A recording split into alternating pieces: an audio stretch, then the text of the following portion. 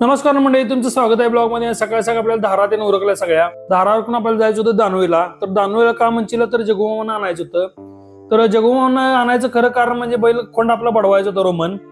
तर मुसळ मिळालं नाही, त्यामुळे आपण जूज घेतला आणि त्याला पहिला पाडून घेतलं. तर पाडण्याची पद्धत कशी आहे बघा.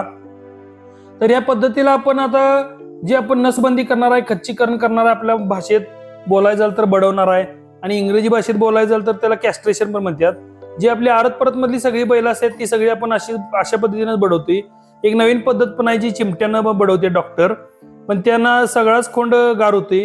त्यामुळे जर अर्धा कच्चा बडवायसाठी असं अनुभवी जगुमामा आहेत बघा दानवायचं, त्यांच्याकडनंच आपण कायम बडवून घेतोय. अनेक माणसं आहेत पण आपला जगुमामांच्यावर विश्वास लय. मग सगळं बडवून झाल्यावर पहिला त्याला हळद आणि तेल लावलं. हळद आणि तेल लावल्यावर त्याला उठवला, उठवून एक दोन पावलं मागं ढकलला. मागं ढकलून परत फिरवून आणला. कोण काय व्यवस्थित होता, कुठं काय जखम बिकम झाले का बघितलं तर जखम तीन काय नव्हती. मग जरा फिरवून आणल्यावर त्याला बांधला तर व्यवस्थित होता खोंड. मग जरा वैरण टाकली आणि आलो परत आपण जगुमामांना सोडायला दानवेला.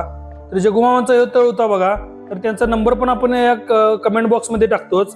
तिथनं जगुमामांना सोडून आलो आणि आपल्याला महत्वाचं काम होतं, औषध मारायचं होतं नशक. जरा पावसानं उघडीप दिली तर केळीत काय आत काय नव्हतं. जरा बाहेरच्या साईडला होतं जिथं ऊन पडतंय तिथं तेवढं जरा मारून घेतलं.